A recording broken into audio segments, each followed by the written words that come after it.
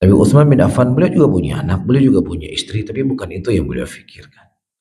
Yang beliau pikirkan, beliau sampaikan kepada Abu Bakar As-Siddiq radhiyallahu taala anhu, Abu Bakar, Nabi SAW meninggal dan aku belum sempat bertanya kepada beliau apa kunci-kunci keselamatan agar saya bisa selamat dari kehidupan dunia ini dengan segala fitnahnya. Subhanallah. Ini yang menjadi beban pikirannya Utsman sehingga beliau termenung dan tidak menyadari kalau Umar memberikan salam kepadanya. Dan subhanallah, apa yang difikirkan oleh Utsman bin Affan ternyata juga difikirkan oleh manusia yang paling terbaik di muka bumi ini setelah para nabi dan rasul, Abu Bakar As-Siddiq radhiyallahu taala anhu. Beliau berkata, "Wahai Utsman, aku juga pernah memikirkan apa yang kau fikirkan." Tapi bedanya beliau sempat bertanya kepada Nabi Muhammad sallallahu alaihi wasallam.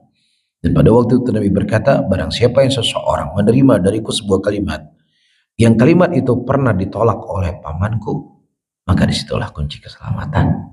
Apa itu?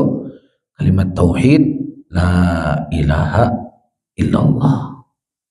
Di sini kunci keselamatannya kita. Ya, memahami kalimatnya, memahami konsekuensinya, mengenal Allah Subhanahu wa taala. Baik, ini kunci di antara kunci keselamatan yang harus kita pegang, yang diwasiatkan oleh Nabi kita Muhammad sallallahu alaihi wasallam.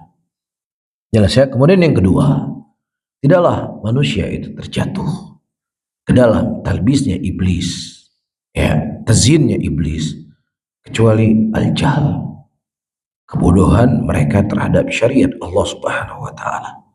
Maka prinsip yang paling utama, yang paling kuat juga yang harus kita pegang adalah menuntut ilmu agama. Supaya kita tahu mana yang hak dan mana yang batil. Mana hak, mana yang batil. Saya mohon maaf ya. Di semua negeri-negeri di dunia ini, dari negeri-negeri muslimin, yang paling laku habaib itu di mana? Di mana paling lakunya? Di Indonesia. Lebih laku daripada tempat mereka datang di Yaman sana. Bisa lebih laku. Pasarnya lebih basah. Apa aja yang mereka ngomongin akan diterima. Apa aja.